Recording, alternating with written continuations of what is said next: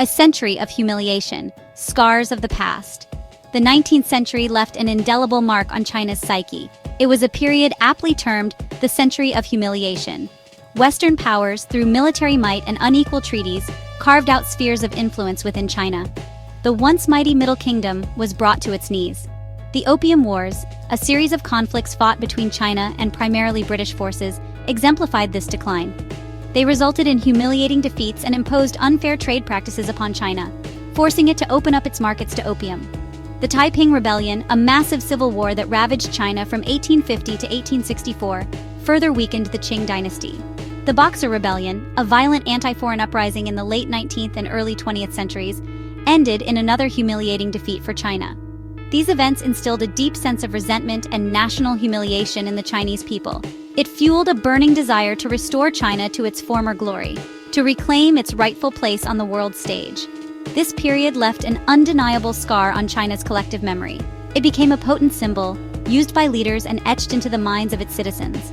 It served as a reminder of China's vulnerability and the dangers of foreign imperialism. The century of humiliation became a driving force, shaping China's policies and ambitions in the 20th century and beyond. The rise of the Red Dragon Mao and the Communist Revolution. 1949 marked a pivotal turning point in Chinese history. The Communist Party, led by Mao Zedong, emerged victorious from the Chinese Civil War. This victory ended decades of internal strife and foreign intervention.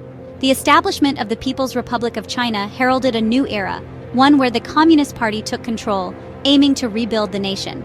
The early years were marked by radical social and economic reforms. Mao's vision was a socialist state, a complete departure from China's past. The Great Leap Forward, launched in 1958, aimed to rapidly transform China from an agrarian society into an industrial powerhouse. This ambitious program, however, had disastrous consequences. The forced collectivization of agriculture led to widespread famine and economic hardship.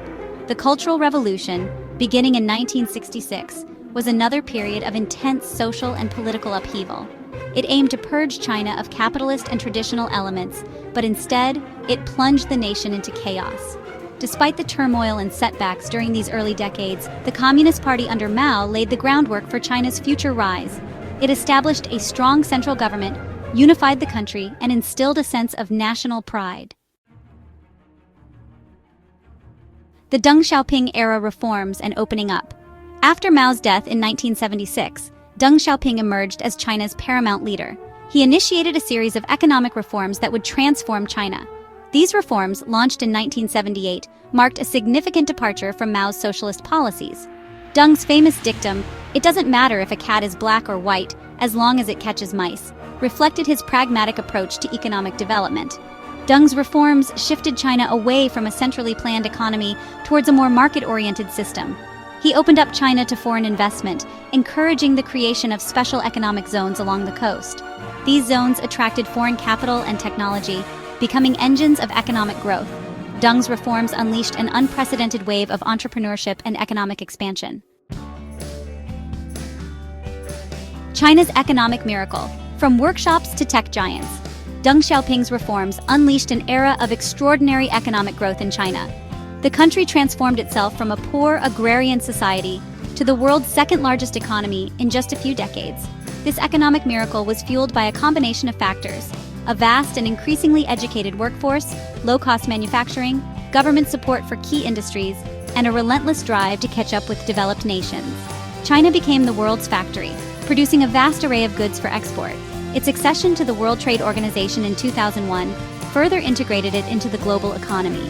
This period also saw massive urbanization, with hundreds of millions of people migrating from rural areas to cities in search of better opportunities. China invested heavily in infrastructure, building new roads, railways, airports, and seaports to support its rapidly growing economy.